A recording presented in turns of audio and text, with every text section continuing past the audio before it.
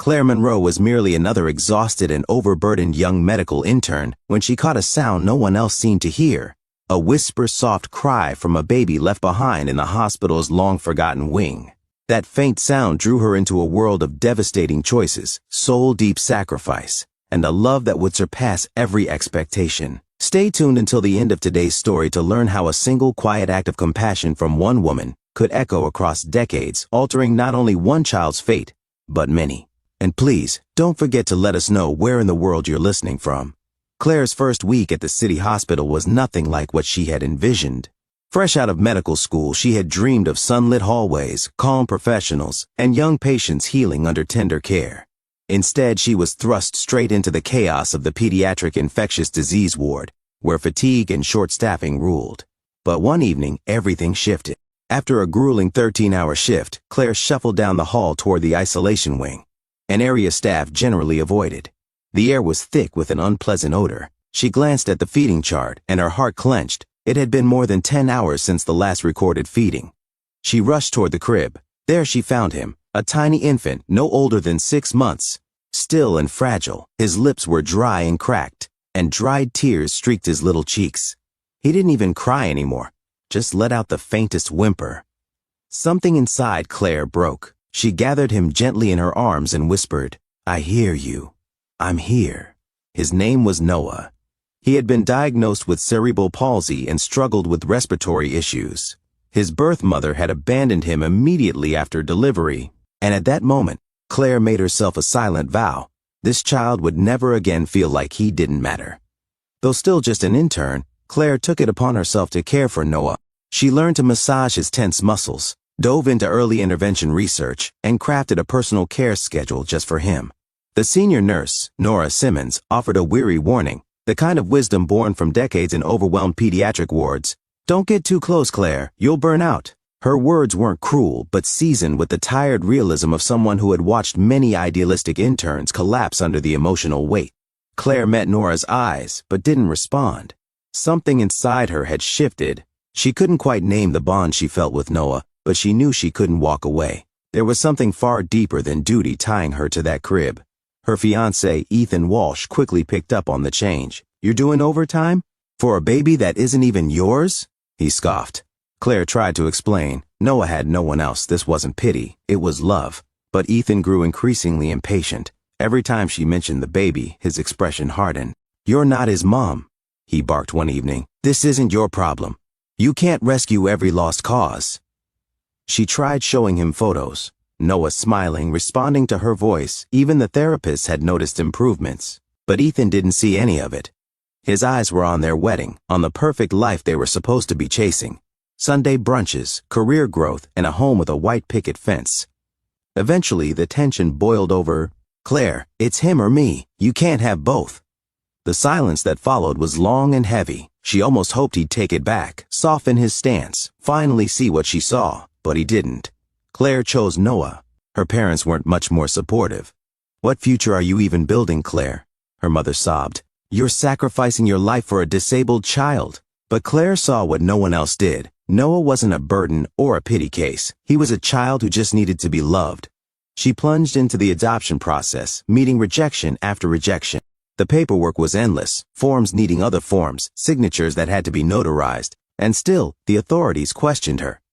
"You're too young, single, lacking resources." Only one person stood by her, Dr. Samuel Whitaker, the hospital's administrator.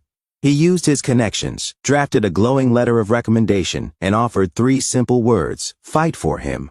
After an exhausting month, Claire officially adopted Noah.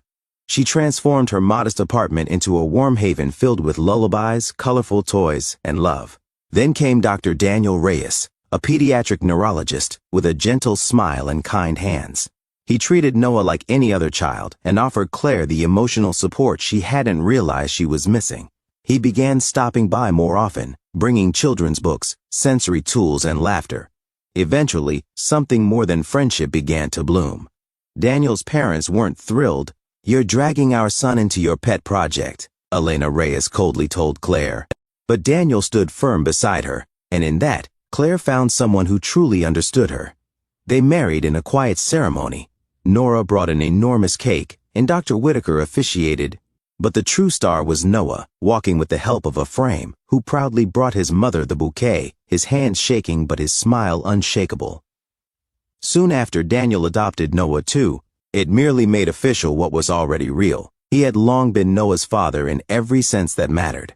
The papers were symbolic but sacred, a formal seal on the bond they had nurtured together. Daniel had been there for every late-night fever, every therapy session, every moment of doubt.